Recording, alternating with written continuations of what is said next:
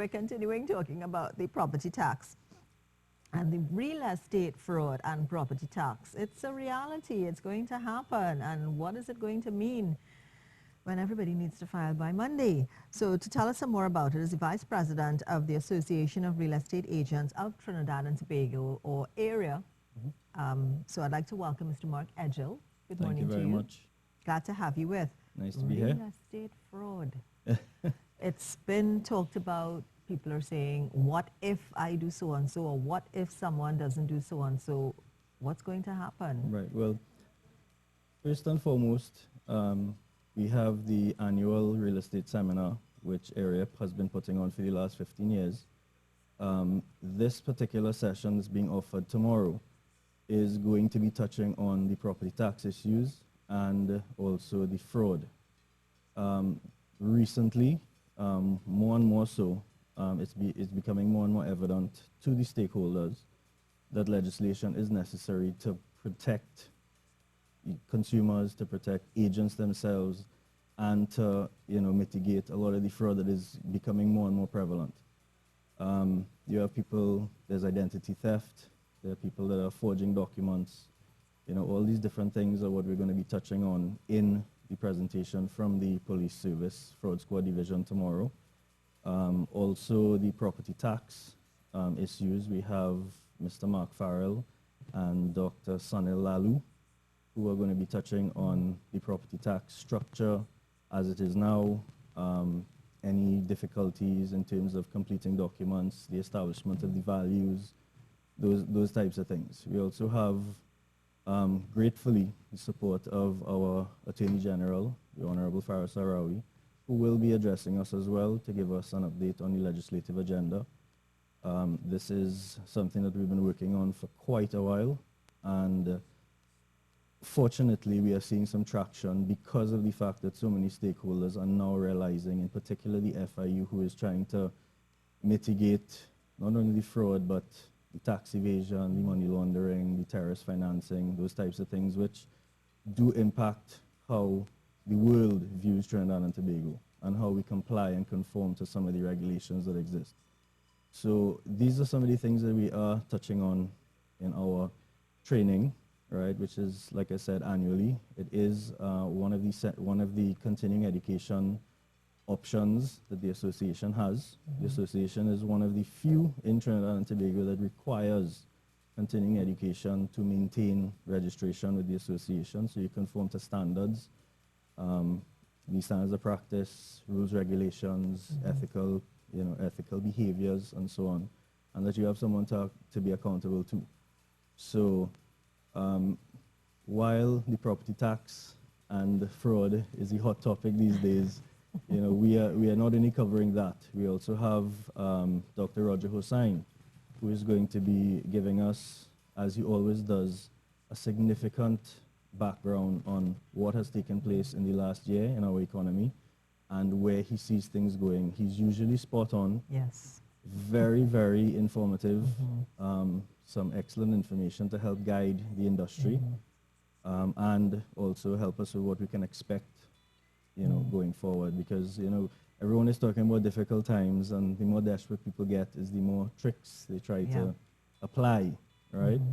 So we always recommend that we have people looking to make the largest investments in their lives, look for people who are credible, who are registered, who are trained properly. Okay. Don't just go with anyone. Who is this open to? Because this seems like something that everybody should be a part of and privy to. It is open to the public. It is primarily geared to real estate practitioners or anyone who has an affiliation to a real estate type business. That said, it is, you have valuators there, you'll have bankers there, you'll have developers, you have people from the government sector who may want to learn, and get updates on what's going on in the real estate sector. So while it is open to the public, we encourage people to get the information and to come on board. It's definitely worth attending. Where is it, and how does one get involved in it? How does one be a part of it? We have, one of the ways it's going to be held at Queen's Hall as it has been for the last several years. It is growing in size, so we are trying to, slow the roll, as you would say, before we have to take on a much larger venue because it comes at significant cost. You can get in touch with the Real Estate Association on 628-9048 or 49. As well as any of the other area members. You can go to areatt.com, which it's online. You can get the contact information there. You can call. Yeah. They can send you a registration form. And I mean, it's not too late. Okay. It's still tomorrow. an option. It's tomorrow. Right. Yeah. Starts at what time? It starts at 8:30. Okay. So registration starts at like 7:30-ish. Okay. The address from the Honorable Attorney General will be at 9 o'clock. We have our President, Mrs. Sally Singh, who will be giving her address just before that, which is always very informative as well, which we look forward to.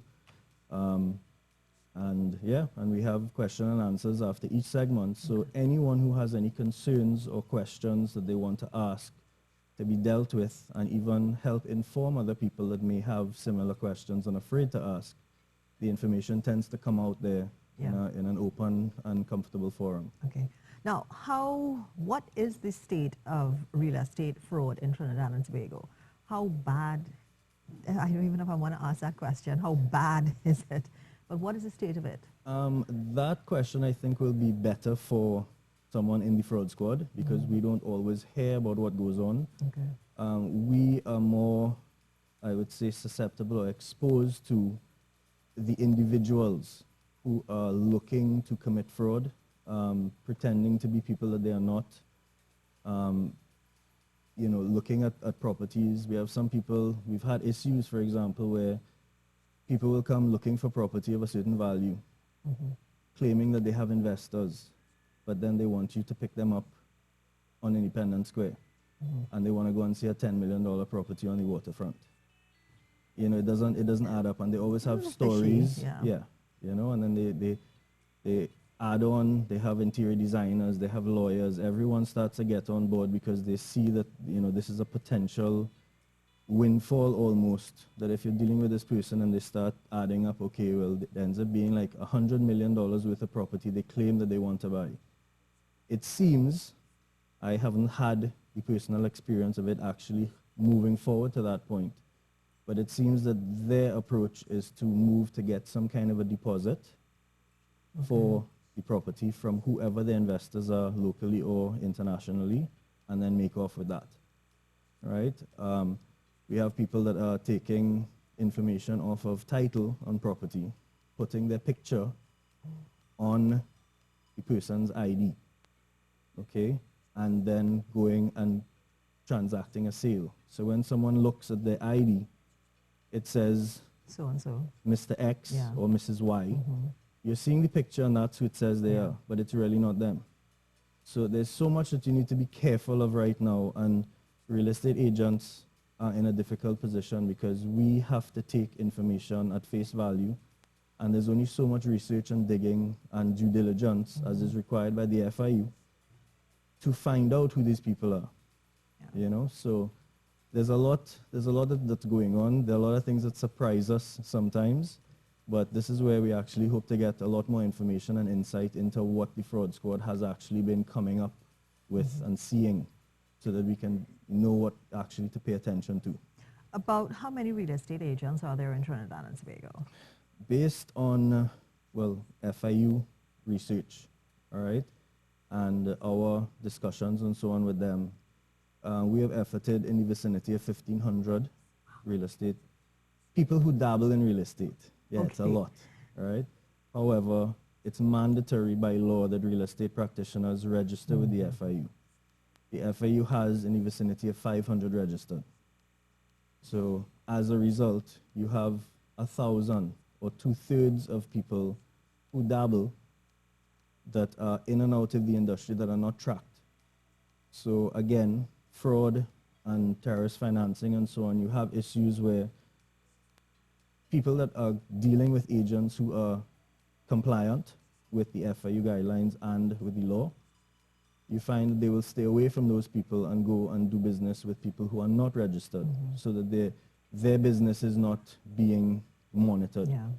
So there's a lot, which is where the legislation and the need for legislation has become more and more evident. We've been asking and begging for it for years, but the fact that all of these different issues tend to come up, we need the legislation to ensure that anyone who wants to practice real estate must be registered and licensed.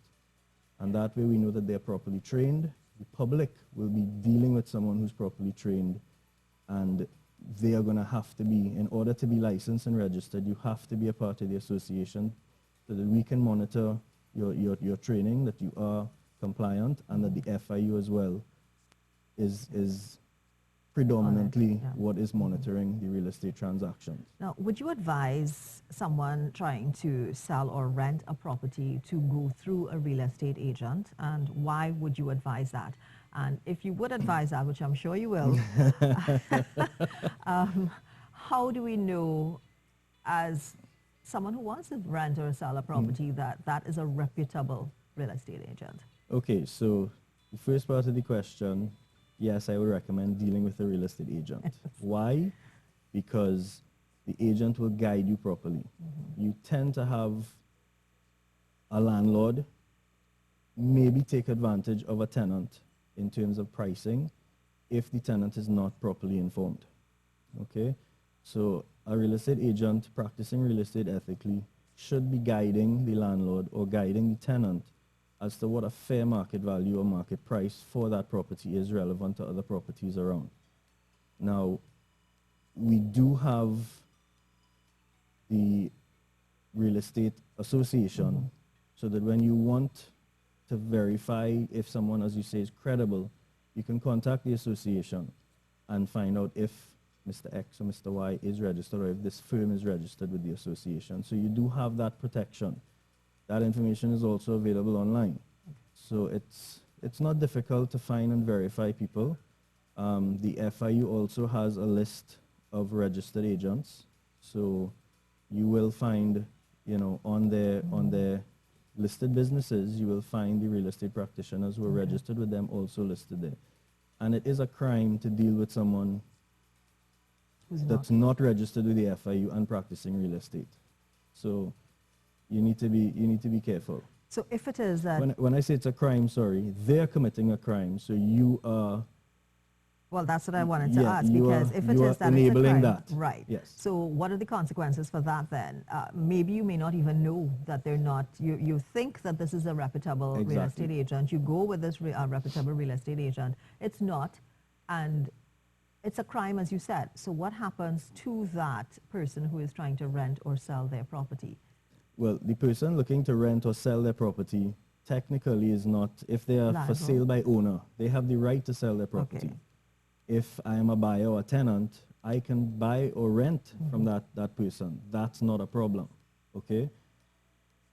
If it is someone is acting as an agent, right, but is not registered and is receiving a commission for the transaction of that rental or sale, then they are committing a crime. So it's only the that... two parties are not necessarily liable, but I would suggest they find out if this person is registered and compliant before doing business with them, so that they don't put themselves in any compromising situation. All right, great. Mark Edghill, thank you so much. Real estate. You're very welcome. And fraud. And I'm sure that we're going to see quite a, do I really want to say that? That we're going to actually, I hope not, that people are honest when they are sending in their valuation return forms. By Monday, that's the date that the deadline date for it. And that, you know, this session helps. It's tomorrow at Queen's Hall, starts at 8 o'clock. You can register with them. It's open to anyone. And even Dr. Lalu, very comprehensive in answering questions. Roger Hussain as well. I mean, fantastic speakers. So even if you still have questions, concerns about the property tax and real estate as well, I think that should be a really great forum for you to go and, you know, find out exactly what's happening. So thank you so much, You're Mark very Edghill. welcome. I'd like to invite you to come as well. You may have Yes, questions that you want to because pose to them directly. actually we've had so many great discussions on property tax. I could probably answer You can quite lecture a- as well. to tell you the truth, but it has really been a learning experience, and I Yeah. think people need to learn. They need to understand what it is and what they need. Correct. So any little bit of help actually helps. So thank you once Absolutely. again. Thank you. Vice President of the Association of Real Estate Agents of Trinidad and Tobago Area, Mark Edghill. Thank you so much. You're welcome. This is Good Morning Trinidad and Tobago.